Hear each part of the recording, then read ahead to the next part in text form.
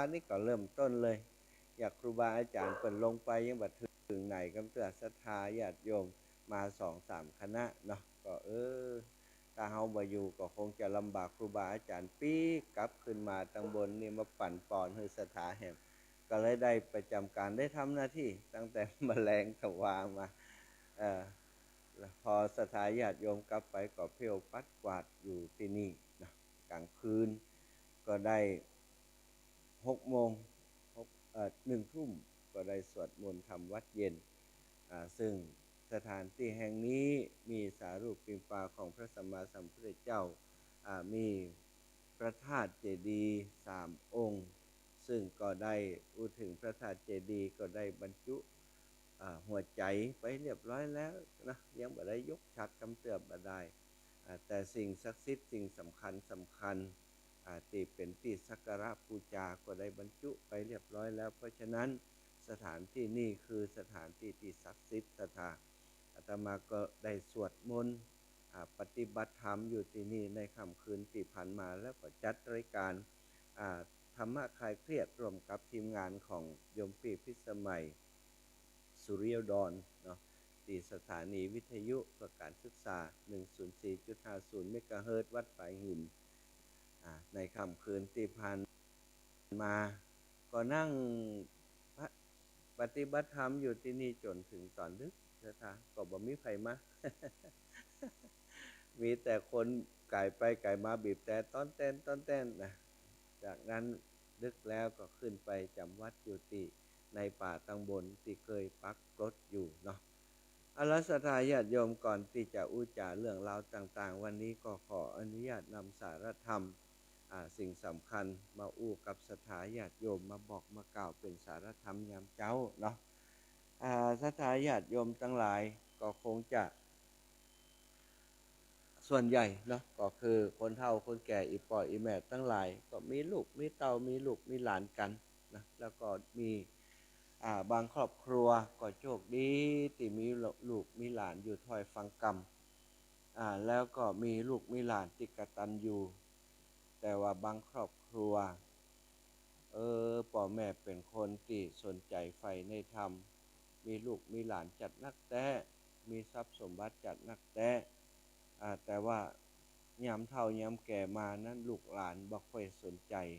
คนที่ปัดผูดูแลอีป่ออีแม่คนเฒ่าคนแก่นะแม้กระทั่งว่าบางครั้งบางทีเนี่ย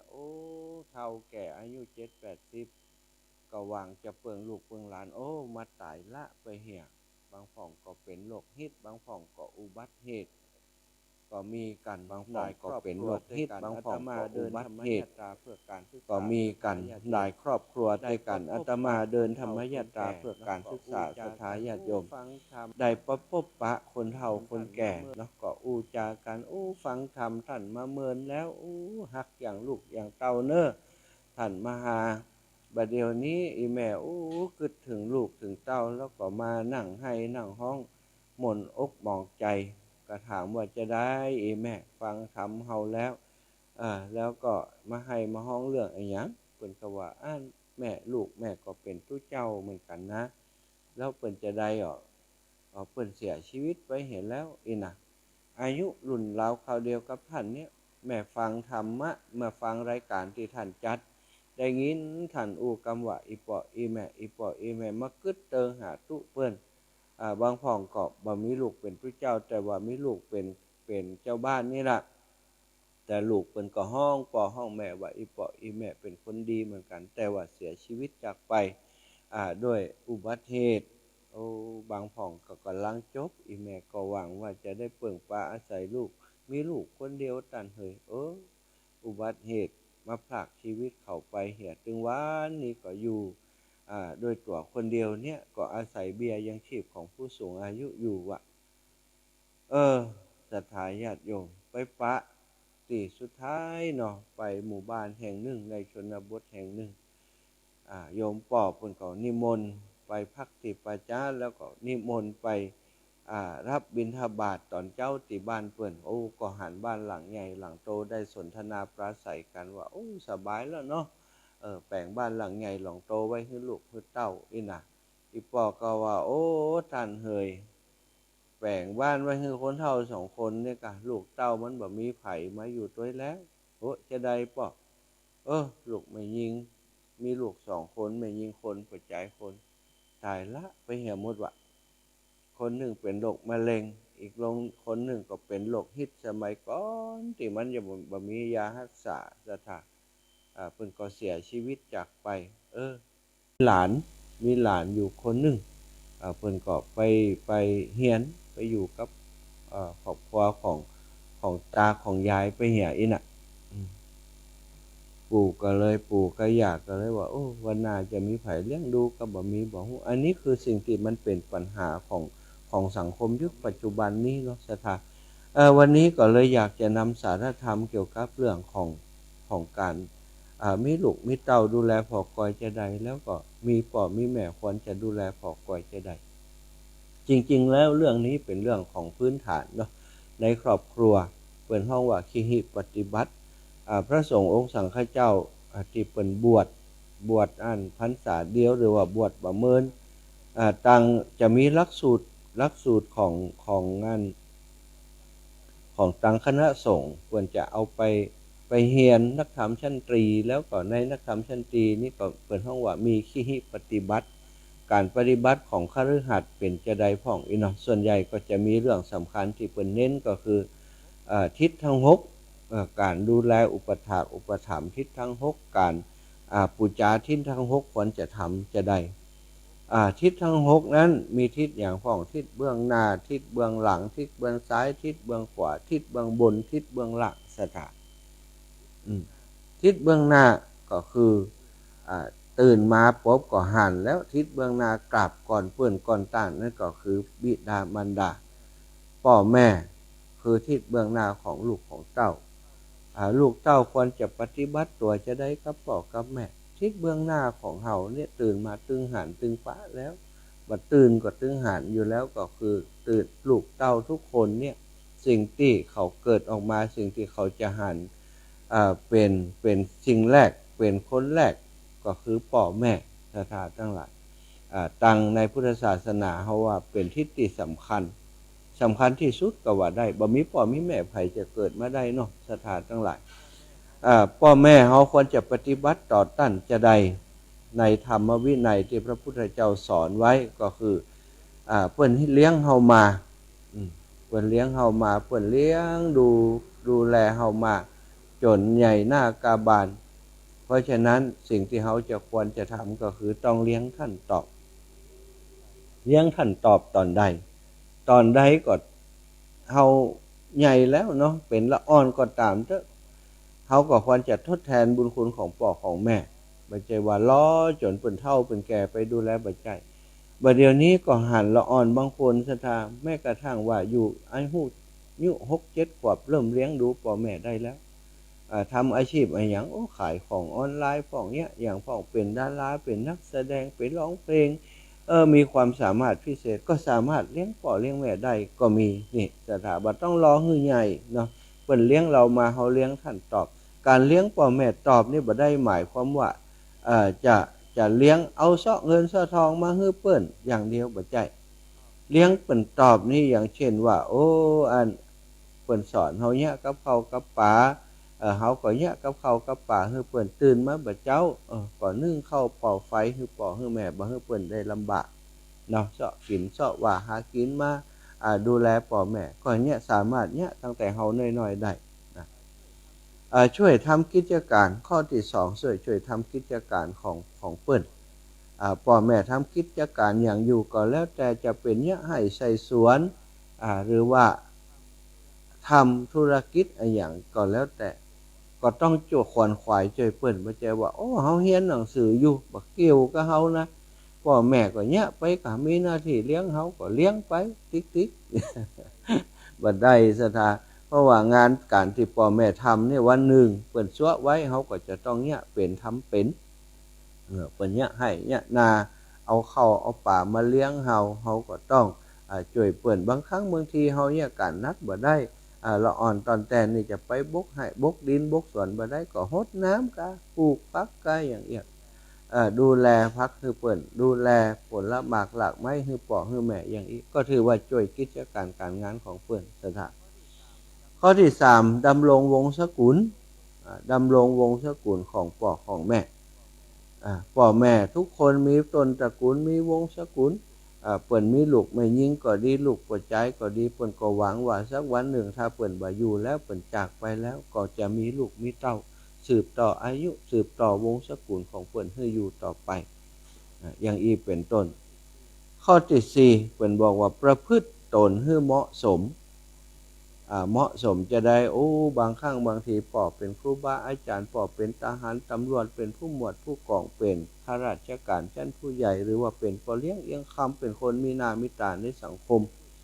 แต่ลูกเป็นคนลึกคนด้านเป็นอันธพาลเอกเมเล็กเกเรอย่างอี้นี่บ่ใจคนที่จะดำรงวงศกุลประพฤติตัวเหมาะสมเนาะการประพฤติตัวเหมาะสมก็คือเหมาะสมกับการที่เป็นลูกของพ่อคนนี้เป็นลูกของแม่คนนี้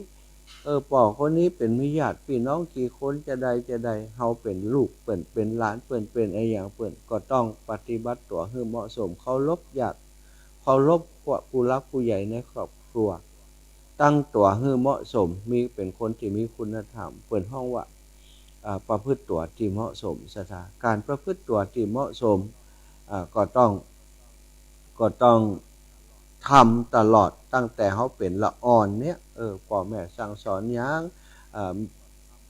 ก็ทำตามที่พ่อแม่เปิ้นแนะนำคำสอนเหมาะสมตั้งแต่วัยละเด็กทารกาเด็กน้อยนี่ไปจนถึงวัยที่อายุนักขึ้นมาอย่างอีกก็พ่อแม่เปิ้นหันเปิ้นก็จะภูมิใจแล้วที่แหมอย่างหนึ่งก็คือการทำบุญอุทิศส่วนกุศลไปให้เปิ้นหลังจากที่พ่อแม่ของเฮาเปิ้นล่วงลับดับขันไปแล้วตามเนียมประเพณีทางพุทธศาสนาของเฮาเปิ้นเรียกว่าการทำบุญอุทิศหรือว่าทักษิณานุปทานคนส่วนใหญ่โดยเฉพาะชาวพุทธของเฮาคนไทยของเฮาถือว่าเรื่องนี้เป็นเรื่องสำคัญซะจ้ะจะสังเกตเห็นว่าเวลามีงานศพงานสากกาอะไรอย่างกาหรือว่ามีประเพณีประจำปีของชาวพุทธของเฮาวันนั้นวันนี้เนาะวันตานเปตทพีก็ดีวันเข้าวัดสาวันออกวัดสาวันขึ้นปีใหม่ได้กินข้าวใหม่เนี่ยก็ตานไปให้ปอกให้แม่อันนี้เป็นประเพณีนี่หลายวันด้วยกันต่อปีนั้นไม่กระทั่งวันเกิดก่อนนิยมวันเกิดของเฮานี่ก่อนนิยมทำบุญไปให้ปอกให้แม่เพราะพ่อแม่คือผู้ที่ให้กำเนิดของเฮามาทีนี้มาดูฝ่ายของพ่อแม่นี้สำคัญที่สุดสถาเมื่อเฮามีลูกป๊อบเนี่ยสิ่งสำคัญที่จะต้องทำก็คือจะได้ให้ลูกเฮาที่เกิดมานี่เด็กเกิดมานี่เป็นผ้าขาวเป็นของสะอาดบริสุทธิ์เฮาก็จะต้องป้องกัน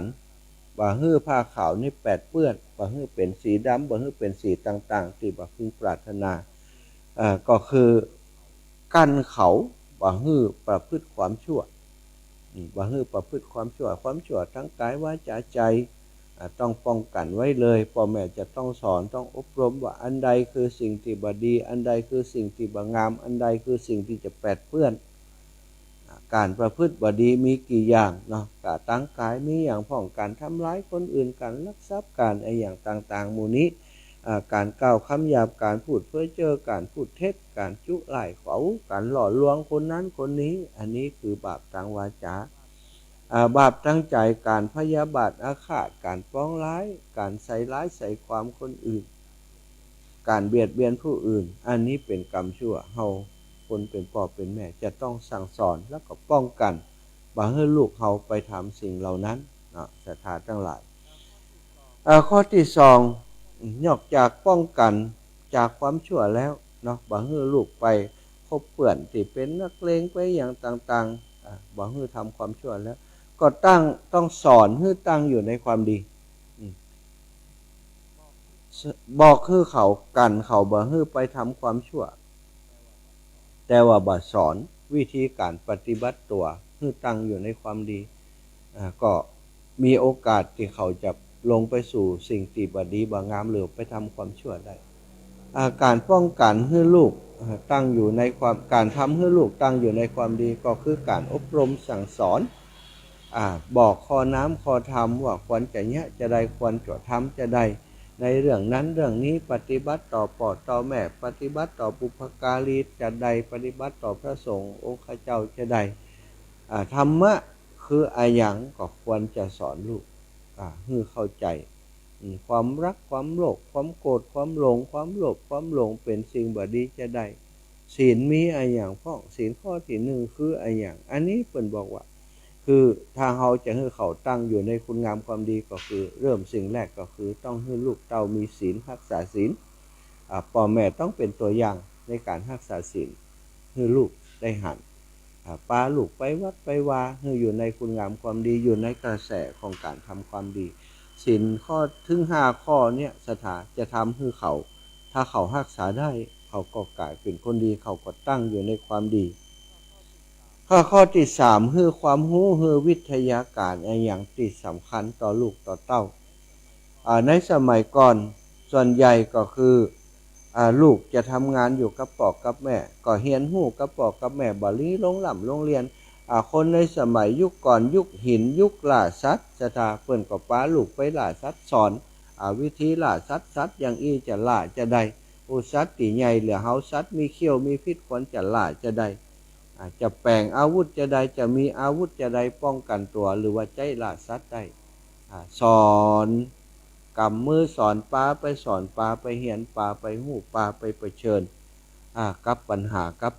สิ่งที่จะต้องเลี้ยงชีพของตัวเก่าในสมัยก่อนพอมาสมัยเกษตรกรรมพ่อแม่ก็สอนลูกป้าลูกไปเริ่มจากการสมมุติว่าเนี่ยให้เนี่ยนาเนี่ยก็ป้าลูกไปตรงไปนาจากจุงว่าจุงควายไปให้ปอกให้แม่ตอนน้อยๆเนี่ยอย่างบาจากแต่ก็ไปนั่งเฝ้านั่งพอสังเกตสังกาดูพอมาจับอ้อนแอกอ้อนไถ่จางก็ปลาลูกจับอ้อนแอกอ้อนไถ่บอกว่าบอกควายจะได้ตีจะได้ไล่จะได้บอกว่าบอกควายจะได้หือมันไปซ้ายเนี่ยจะได้หือมันไปขวาเนี่ยจะได้อันนี้ก็คือการสอนเนาะการสอนคือความรู้แต่ในยุคปัจจุบันนี้เนาะก็ความรู้ก็เปลี่ยนออกไปความรู้ในการประกอบอาชีพที่พ่อแม่ควรจะสอนก็ยังต้องสอนอยู่แต่ความรู้ในการจะเอาชีวิตรอดคนสมัยนี้เปิ่นเฮียนกันเฮียนตั้งแต่ประถมมัธยมแล้วก็มหาลัยและระดับอุดมศึกษาสูงขึ้นไปจนปริญญาโทปริญญาเอกก็มีสถานก็เป็นหน้าที่ที่พ่อแม่จะให้ความรู้ให้การศึกษาให้ปัจจัยเหล่านี้แก่ลูกแก่เต้าบัดเดี๋ยวนี้ก็นิยมส่งลูกส่งเต้าไปห่ำไปเฮียนเนาะแต่ก็ส่วนใหญ่ก็กลายเป็นว่าถ้าลูกห่ำลูกเฮียนแล้วพ่อแม่บ่ได้สอนวิทยาการวิชาการที่จะต้องให้ลูกอยู่ในครอบครัวให้ได้บางคนนี่จบไปก็กลายเป็นว่าออกจากอกพ่ออกแม่ไปพ่อแม่ทำการค้าอยู่ลูกก็บ่สนใจได้ห่ำได้เฮียนบ่รู้เรื่องราวของการค้าการขายหรือว่าการประกอบอาชีพของพ่อของแม่เลยเพราะว่าไปหนัวเฮียนไปมัวเฮียนกับเรื่องของตัวเก่าเฮียที่พ่อแม่ส่งไปแล้วบางคนพ่อแม่ก็บ่ใส่ใจจะให้เขามาเฮียนฮู้ในเรื่องที่อันเป็นอาชีพของครอบครัวก็มีเยอะสถานที่หันมาเนาะอันนี้ก็เรื่องของความรู้แล้วก็เรื่องที่4ก็คือการ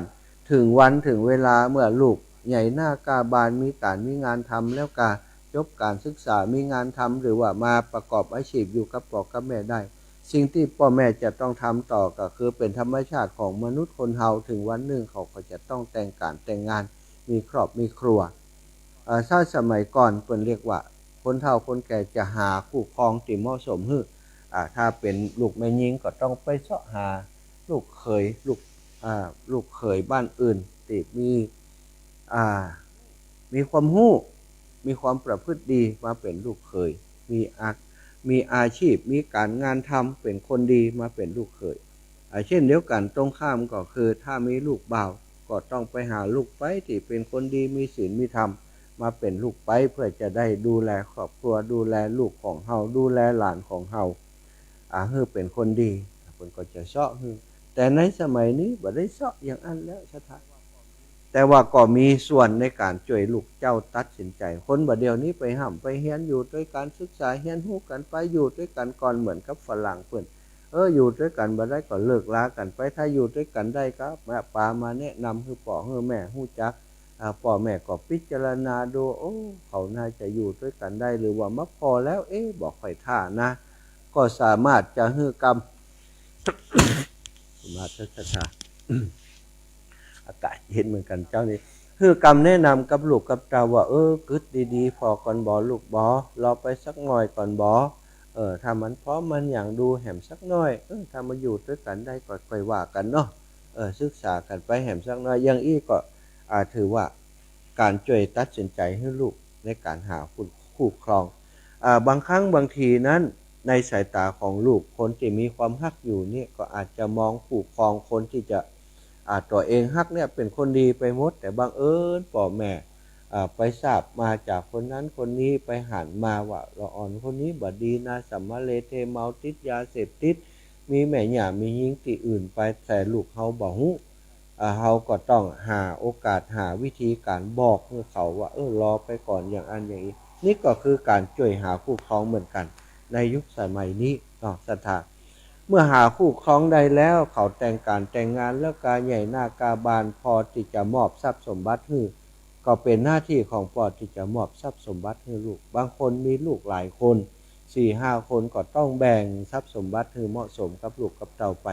ถ้าบ่อันก็จะเกิดปัญหาศรัทธาซึ่งมีหลายครอบครัวด้วยกันที่บ่ได้มอบทรัพย์สินหรือว่ามอบทรัพย์สมบัติให้ลูกให้เต้าคือถูกต้องหรือว่าอาจจะมีการลำเอียงกาหรือว่าบ่มอบเลยบ่ไว้ใจไผเตื้อก็กลายเป็นประเด็นปัญหาพอพ่อแม่ตายไปแล้วก็ต้องมาฟ้องร้องกันบางเทื่อบ่ฟ้องร้องกันตั้งผู้จัดการมรดกมาจัดการเอาไปเอามาเกิดการฉ้อโกงในการจัดการมรดกมีการฆ่าการแข่งกันในที่สุดก็มีสถานเป็นเรื่องที่อัปยศอดสูในสังคมเฮาหลายคนก็คงจะฟังข่าวนะหลายปีมาแล้วก็มีข่าวดังข่าวใหญ่ตระกูลใหญ่ตระกูลถึงฆ่ากันเป็นเช่นคนปีฆ่าน้องฆ่าปีแม้กระทั่งฆ่าพ่อฆ่าแม่ก็มีแย่งทรัพย์สมบัติแต่พ่อแม่ยังมีชีวิตอยู่ก็เอามาเป็นของตัวไปแย่งของเปิ้นมาก็มีฟ้องร้องเอาสมบัติของพ่อของแม่ก็มีสถานอันนี้ก็คือสิ่งที่มันบ่มีคุณธรรมเกินเนาะฉะนั้นเราเป็นพ่อเป็นแม่เป็นปู่ย่าตายายก็ต้องระมัดระวังเรื่องนี้เหมือนกันก็มีเรื่องในอดีตการในสมัยพุทธกาลเนาะมีพราหมณ์ท่านหนึ่งนะมีเป็นคนที่มีทรัพย์สมบัตินักเหมือนกันในพราหมณ์เป็นเชื้อพราหมณ์พราหมณ์นี้เปิ่นก็ถือว่าเป็นวรรณะที่สูงสุดนะเป็นวรรณะในอินเดียพราหมณ์แพทย์สุนทรกษัตริย์พราหมณ์แพทย์สุนทรหมู่นี้นะจันทานเนาะตามลำดับของเชื้อสายเผ่าพันธุ์หรือว่าวรรณะต่างๆพราหมณ์นี่ถือว่าเป็นวรรณะสูงเหมือนกันส่วนใหญ่พวกก้าพาณิชย์ก็จะเป็นพราหมณ์ก็มีคนที่เป็นพราหมณ์ก็ไม่ใช่ว่าทำแต่ท่องมนต์หรือว่าทำพิธีได้อย่างเดียวอาจจะค้าขายก็ได้เนี่ยอย่างก็ได้ก็มีตระกูลพราหมณ์ตระกูลหนึ่งถือว่าเป็นตระกูลที่มั่งคั่งมาหลายชั่วคนพราหมณ์ท่านนี้ก็มีลูกอยู่ 4-5 คนด้วยกันสถาลูก 4-5 คนของพราหมณ์ท่านนี้เนี่ยตอนที่แม่ยังอยู่ก็ดูแลพ่อดูแลอย่างกันอย่างดีแต่พอแม่ได้เสียชีวิตไปลูกของเปิ้น 4-5 คนก็มาคิดกันว่าบัดเดี๋ยวนี้อีปอกก็ยังหนุ่มอยู่แม่เขาก็ตายไปเสียชีวิตตายไปแล้วเขากลัวว่าปอบยังมีหนุ่มมีบาแปลงแห่งนักอยู่จะไปมีเมียใหม่ถ้ามีเมียใหม่ถ้าเปิ่นมีเมียใหม่มีลูกมีเต้าด้วยกันแหมหรือว่าเมียใหม่เนี่ยเป็นมาแย่งทรัพย์สมบัติของหมู่เฮาไปก็จะทำให้หมู่เฮาตั้ง 4-5 คนนี้เสียโอกาสนะในการครอบครองทรัพย์สมบัติของพ่อแม่บัดเดี๋ยวนี้อีป่ออีแม่อีป่อก็ยังบ่ได้แบ่งทรัพย์สมบัติให้เฮากำเตือเฮาใจเงี้ยกันจะได้ดีปรึกษากันแล้ว 4-5 คนพี่น้องพร้อมกับภรรยาและครอบครัวของเขาก็มาอู้กันว่าบัดเดี๋ยวเฮาจะต้องช่วยกันเอาอกเอาใจอีป่อเอาอกเอาใจอีป่อแล้วก็บอกให้เปิ้นได้มอบสมบัติให้เฮานี่เนาะ ก็ช่วยกันดูแลอุปถัมภ์ถึงลูกเก้าลูกกลางลูกล่าลูกป่ายเนาะดูแลพ่อแม่ตึงลูกตึงเมียตึงลูกตึงหลานเอาอกเอาใจอีป่อย่างดีโอ้ยเสาะกับข้าวกับป่ามาให้กินบ่ค่ำบ่แลงก็ป้ากันไปนั่งกินข้าวโดยปอกบอกว่าอินดูอีปอบบ่เดียวแน่อีแม่ก็บ่อยู่แล้วกว่าอีปอเหงาเนาะก็มาอยู่เป็นเพื่อนอีปอเนอะเอาลูกเอาหลานมาเล่นมาเนี่ยอย่างอยู่บนบ้านท่าน คนเป็นลูกเป็นเต้าลูกไปก็หากับข้าวกับป่าล้ำๆมาให้ปอกินลูกเบาลูกสาวก็นวดเฟ้นนะคอยนวดคอยจับเช่นอย่างให้ปอปวดในจะได้นะฮ้อนก็วีให้ปอเอาน้ำเย็นมาตอนมากินอยู่อย่างอันเป็นเดือนโอ้พามท่านนี้ก็หันโอ้ลูกเต่าหมูนี้ฮักเฮาดีแต่ลูกบักก่อนเนี่ยแม่เขายังอยู่เขาบอกค่อยได้ปนนิบัติวัดปู่ดูแลเฮาบัดเดียวนี้ดูแลเฮาดีลูกเฮานี่เข้าท่าดีเป็นคนดีพามก็หันยังอันก็ดีชื่นใจนะแล้วทีนี้ละอ่อนหมู่นั้นเขาก็วางแผนอยู่แล้วศรัทธาพอปอได้ไว้วางใจเขาก็อู้จาก็ปอปอบัดเดียวนี้ปอก็อายุนักแล้วเนาะหมู่ผมเขา5 คนพี่น้องก็มากึดกันว่าการอยู่ครองเรือนนี่ก็ลำบากแน่นะผมเองเขานี่ก็ยังบ่มีทรัพย์สินเป็นของส่วนตัวถึงวันนี้ก็ใจอย่างกระปอกครับอย่างอยู่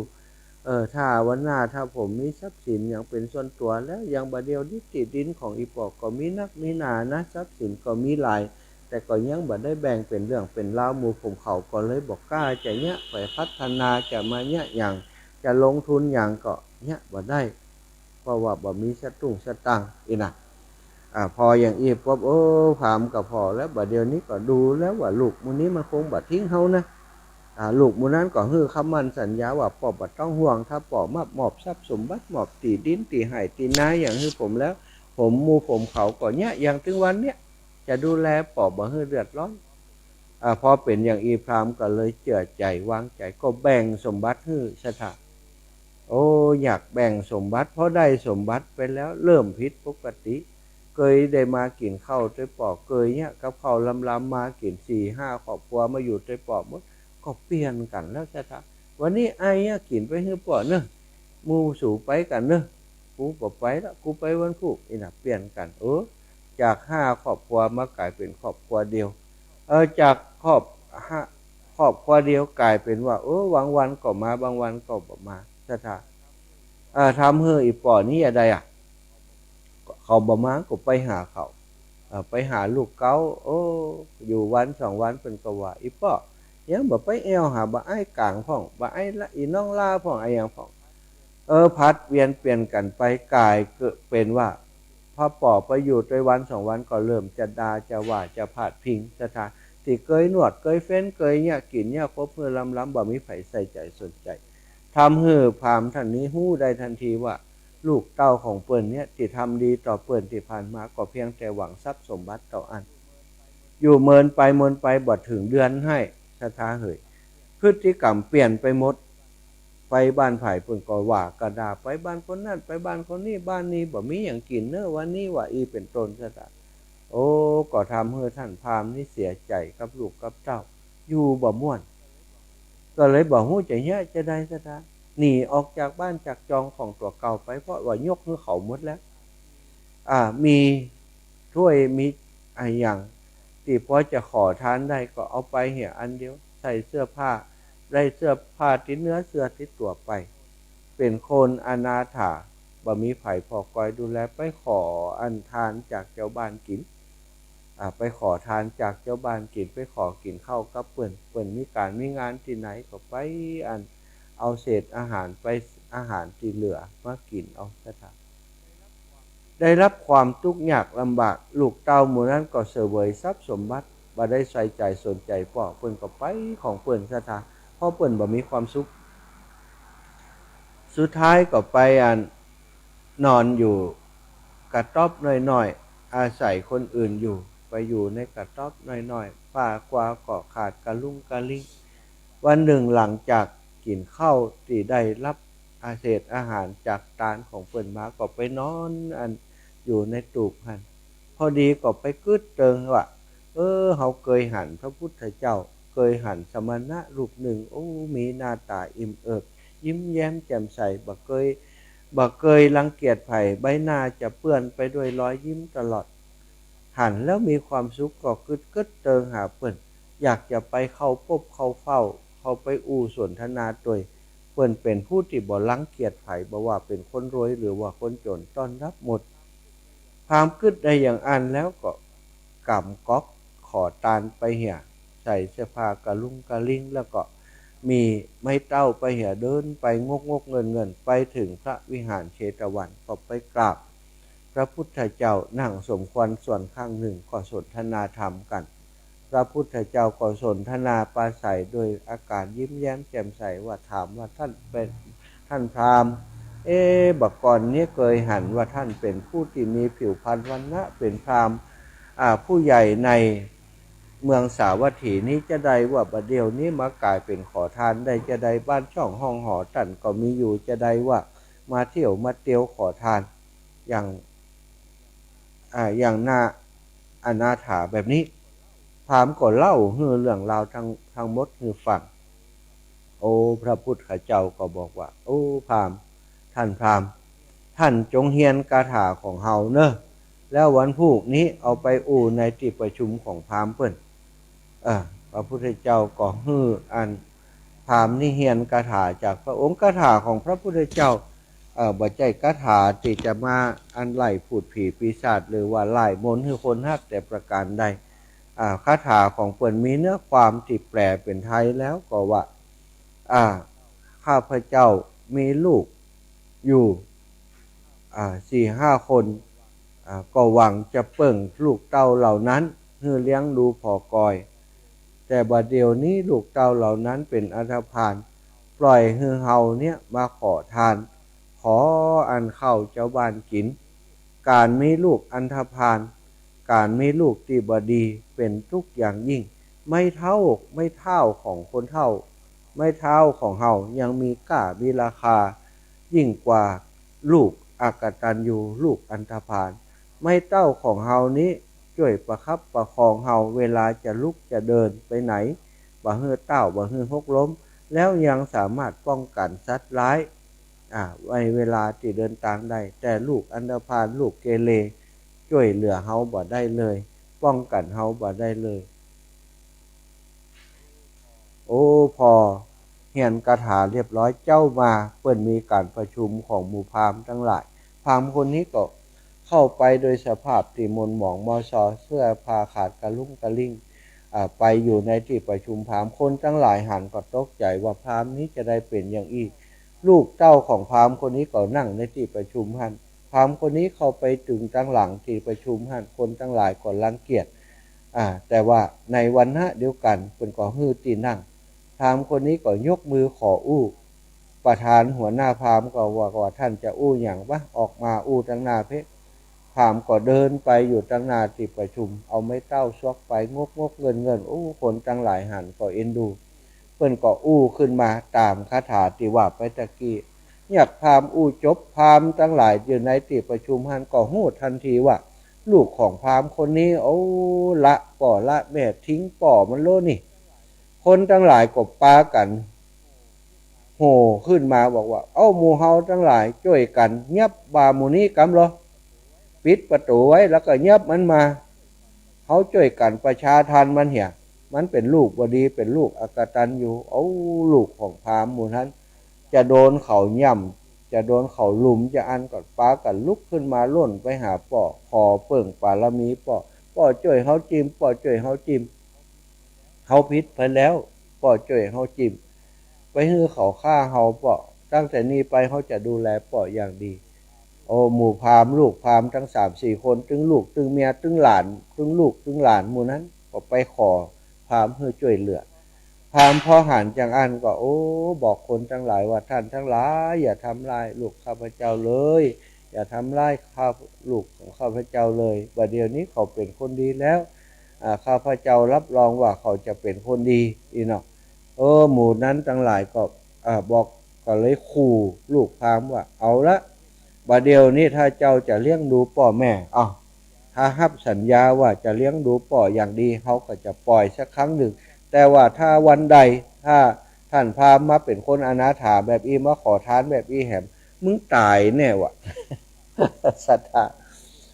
หมู่ลูกพามทั้งหลายหมู่นั้นก็บอกว่าต้องกลัวผมจะดูแลป่ออย่างดีผมจะช่วยกันดูแลอย่างดีถ้าผมบ่ดูแลป่อถ้าป่อได้รับความยำบากอย่างอี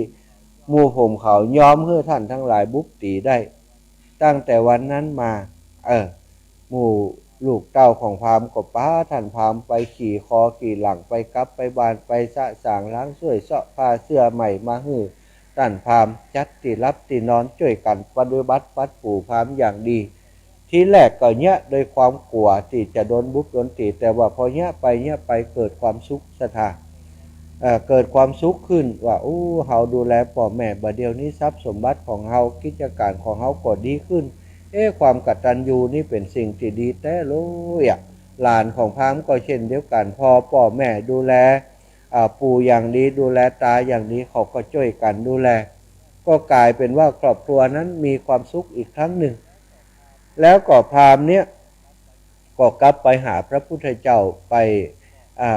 บอกเรื่องราวต่างๆให้พระพุทธองค์ได้รับทราบว่าบัดเดี๋ยวผมสบายขึ้นแล้วเนอะข้าแต่ท่านผู้เจริญข้าแต่ท่านสมณะผู้เจริญบัดเดี๋ยวนี้ลูกเต้าเข้าปานผมเขาดูแลผมอย่างดีแล้วผมขอบคุณท่านที่ได้ฮือกาถาฮือกำสอนไปทำให้ลูกผมกลายเป็นคนดีแล้วตัวผมก็สบายขึ้นแล้วอีน่ะเมื่อเป็นอย่างอันพระพุทธองค์ก็บอกให้ท่านพราหมณ์ว่าก็ดีแล้วการที่เฮาเป็นพ่อเป็นแม่ควรจะสั่งสอนลูกจะใดแล้วก็ลูกเต้าควรจะปฏิบัติต่อพ่อจะใดก็ถือว่าเป็นมงคลอย่างยิ่งแล้วท่านพราหมณ์พราหมณ์ก็บอกว่าทุกเจ้าต่อจากนี้ไปก็ขอพระพุทธองค์จงไปบิณฑบาตที่บ้านของกระผมจะใส่บาตรทุกวันพระพุทธเจ้าก็บอกว่าท่านพราหมณ์ถามธรรมดาพระพุทธเจ้านี่ก็จาริกไปเพื่อจะโปรดสัตว์ทั้งหลายเขาจะไปที่ใดที่หนึ่งเป็นประจำคงเป็นไปบ่ได้ก็แล้วแต่เหตุการณ์ก็แล้วกันนะแต่พราหมณ์จะได้ก็ตามพราหมณ์ก็บอกไว้ว่าเก้ากับผมปวารณาไว้ว่าจะใส่บาตรทุกวันวันละ4 ชุดว่าจะอ่านสถานก็มีพระภิกษุต่างๆพระสาวกต่างๆไปบิณฑบาตที่บ้านพราหมณ์เป็นประจำก็ต่อมาก็มีงานมงคลเนาะลูกพราหมณ์ทั้งหลายก็จัดงานมงคลขึ้นในครอบครัวก็นิมนต์พระสงฆ์องค์สังฆเจ้าพร้อมกับนิมนต์พระพุทธเจ้าพร้อมกับพระสงฆ์สาวกทั้งหลายไปฉัน500 รูป500 องค์ที่บ้านของท่านพราหมณ์นั้นเนาะซึ่งเมื่อเป็นอย่างนั้นพระพุทธเจ้าของเฮาพระองค์ก็เสด็จไปบิณฑบาตที่บ้านพราหมณ์นั้นก็ได้ฮื้อพระธรรมเทศนาฮื้อพราหมณ์นั้นตลอดถึงบริวารของพราหมณ์ลูกหลานต่างเต้าเนี้ยก็สรรเสริญว่าการเลี้ยงดูแลบิดามารดาเนี้ยทำให้เป็นคุณธรรมชั้นสูงของลูกของเต้าภัยก็ตามที่ดูแลพ่อแม่อย่างดีนั้นเขาจะบ่มีความทุกข์ยากในชีวิตของเขาต่อไปเลยแม้กระทั่งตัวเฮาเองในอดีตชาติในสมัยที่เสวยชาติเป็นพระโพธิสัตว์เป็นในสมัยที่ยังบัดตรัสรู้กำเตื้อเกิดในภพชาติก่อนๆเฮาก็ได้ดูแลปฏิบัติปัดปูพ่อแม่ผู้ที่มีบุญคุณต่อเฮาจึงทำให้เฮาได้ตรัสรู้เป็นอนุตตรสัมมาสัมโพธิญาณในที่สุดอันนี้ก็ได้เตศให้กับลูกของพราหมณ์แล้วก็ลูกสะใภ้แล้วก็หลานและบริวารของพราหมณ์ได้ฟังศรัทธาก็ทำให้คนทั้งหลายเหล่านั้นได้บรรลุธรรมเนาะบรรลุธรรมโดยเฉพาะพราหมณ์กับลูกบ่าวของเปิ้นและลูกสะใภ้ของเปิ้นเนี้ยได้ตั้งอยู่ในโสดาปัตติผลซึ่งเรื่องราวเหล่านี้สอนให้เฮาทั้งหลายได้รู้ว่าเฮามีลูกก็ควรจะสั่งสอนลูกเพื่อตั้งอยู่ในศีลในธรรมเพื่อวิทยาการเพื่อความรู้เพื่อการอบรมหาวิธีการที่จะมาอบรมลูกบางครั้งบางทีเฮาอบรมเองบ่ได้ก็คงจะต้องอาศัยครูบาอาจารย์อย่างเช่นพราหมณ์ท่านนี้ก็อาศัยบุญของพระพุทธเจ้าในการอบรมเนาะศรัทธาทั้งหลายเน้อมีลูกมีเต้าดูแลพ่อกอยใส่ใจ ฮือกำหู้เขาคนที่เป็นลูกเป็นเต้ามีพ่อมีแม่อยู่ก็ขอฮือดูแลท่านเจ้าเหล่านั้นฮือได้รับความสุขความเจริญเป็นฮีดฮอยของคุณดีเป็นสิ่งที่คนดีเปิ้นปฏิบัติกันมาตั้งแต่อดีตแต่การก่อนเอาละปกติจัดรายการกุเตือก็จะแบ่งเวลาให้ศรัทธาญาติโยมได้สนทนาปราศัยเข้ามาตอนนี้ตี4:45 นาทีก็จะปั่นเวลาให้ศรัทธาสัก10 กว่านาทีเนาะในการโทรเข้ามาโทรเข้ารายการมามาจาการฟังอยู่ที่ไหนชัดก็บ่ชัดจะได้แต่เวลาโทรมาก็ขออนุญาตว่าปั่นกันคนน้อยเนอะเมินแต่ก็บ่ได้คนนั้นก็ยันย่นเข้ามาเพิ่นก็อยากจะตัวก็แบ่งปันเวลากันกันคนน้อยตักตายกันแนะนำตัวเฮียแล้วก็ฟังจากที่ไหนชัดก็บ่ชัดเนอะจะมาดอยนางแก้วก็บ่มาเนาะการทำบุญที่นี่ก็มาได้ตั้งวันนี้อาตมาก็จะเป็นตัวแทนครูบาอาจารย์คอยต้อนรับดูแลศรัทธาญาติโยมใครจะมาปูจาตุงวันนี้ก็ยังตันอยู่นะหรือว่าจะมาร่วมบุญเป็นเจ้าภาพชัดเนอะศรัทธาเจ้าภาพชัดวันนี้จะมีต้นพระป่าต้นสตังปักไว้อยู่ตั้งหน้าหันก็เขียนชื่อเสียงเลี้ยงน้ำก็ปักสตังร่วมกันเป็นเจ้าภาพชัดได้ต่อวานี้เจ้าภาพเก่าเปิ่นก็มาตานแล้วตอนนี้เปิ่นได้มอบหมายมอบเพื่อเป็นของสงฆ์แล้วก็เพื่อครูบาอาจารย์ได้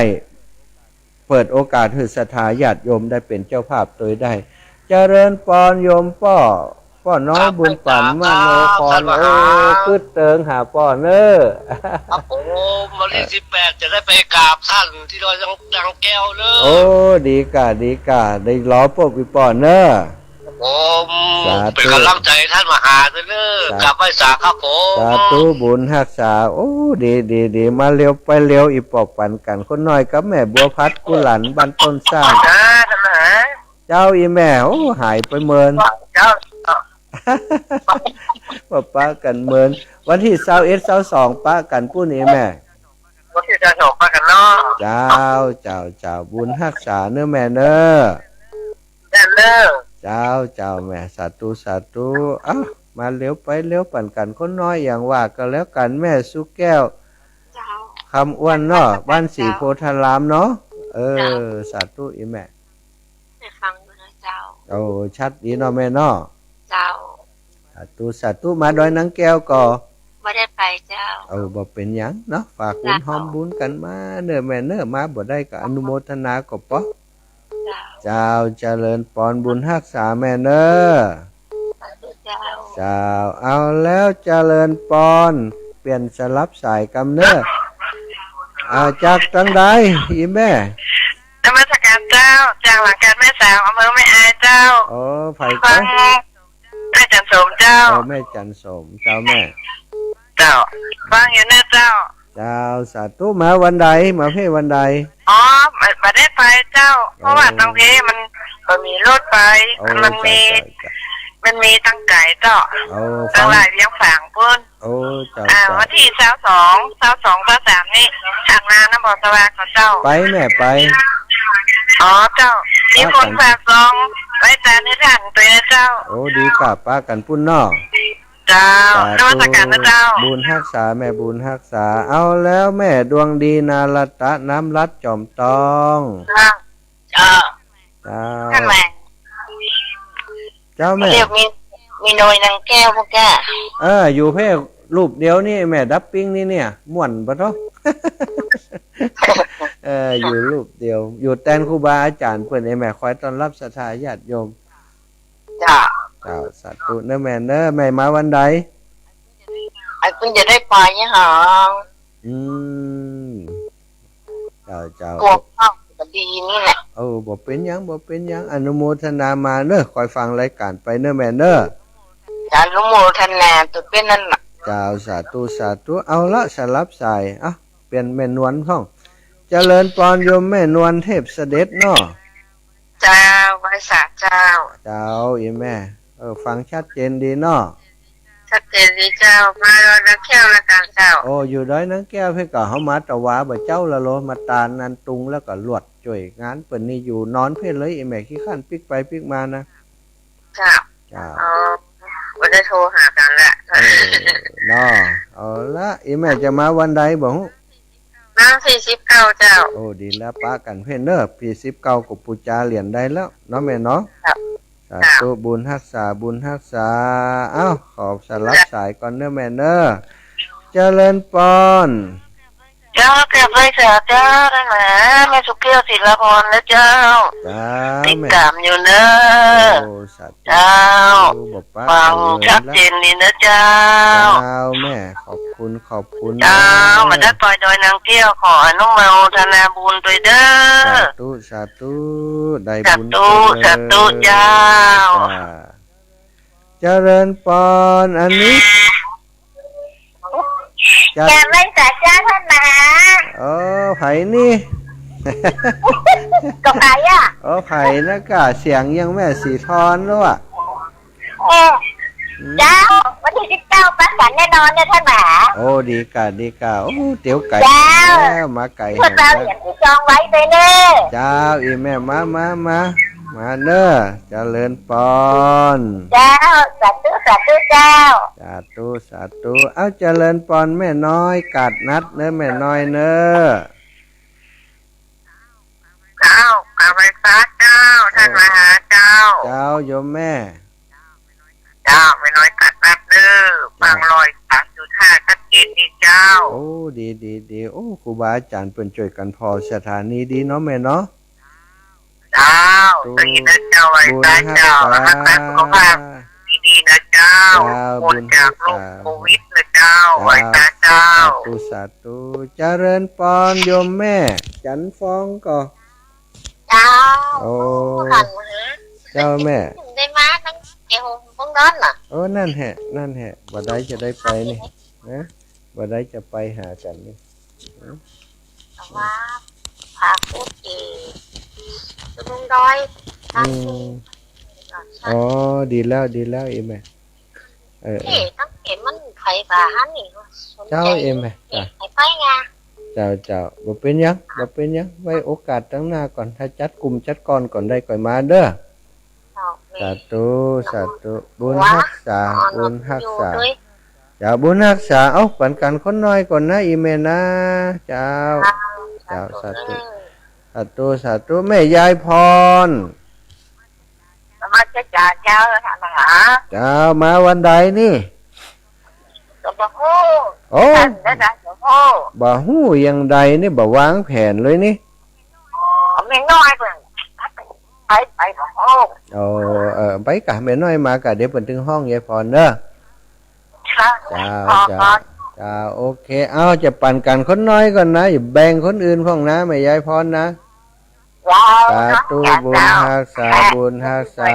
เอ้า0808844173เนอะอยากฟังสายใหม่ๆฟ้องล้อ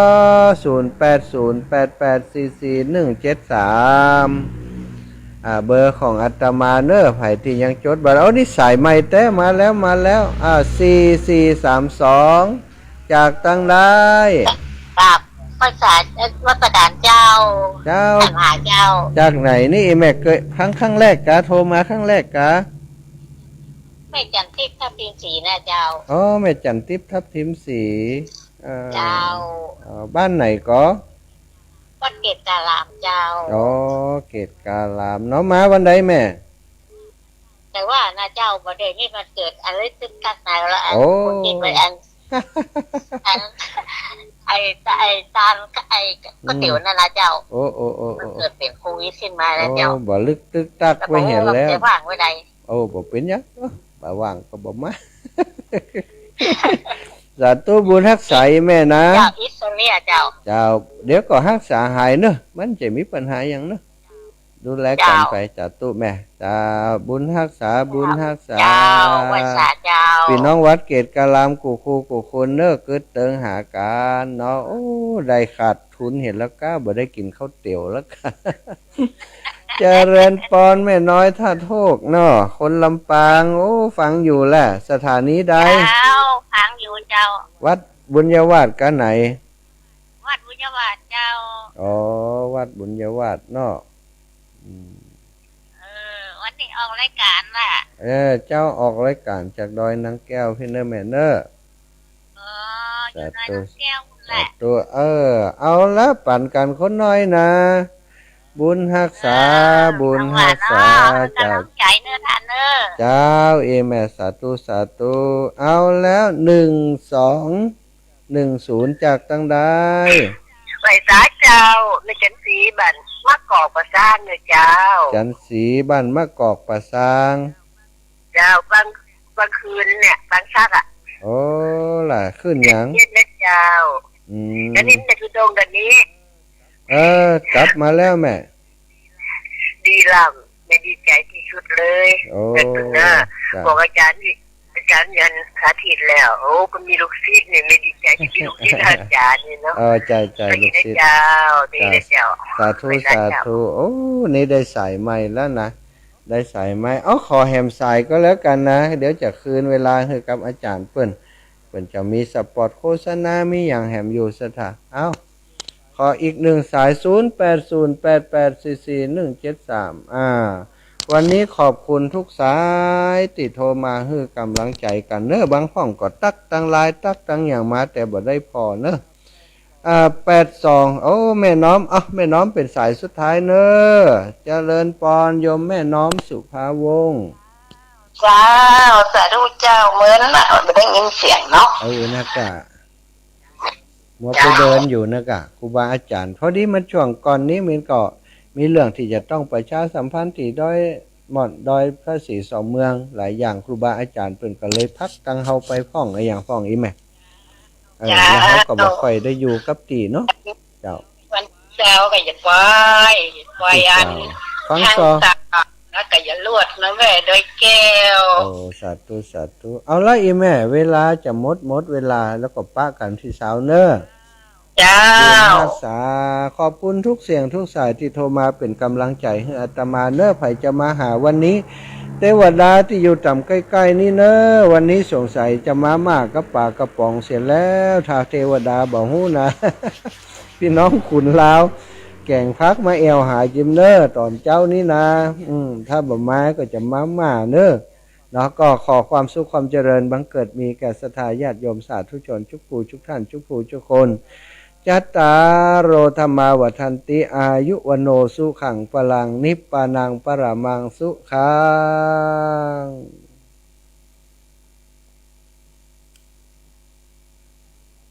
เวลาหมดเวลาเนอะศรัทธาทั้งหลายเอาละตั้งสถานีวิทยุคลื่นสีขาวเนาะก็เดี๋ยวก็จะได้พบปะกับครูบาอาจารย์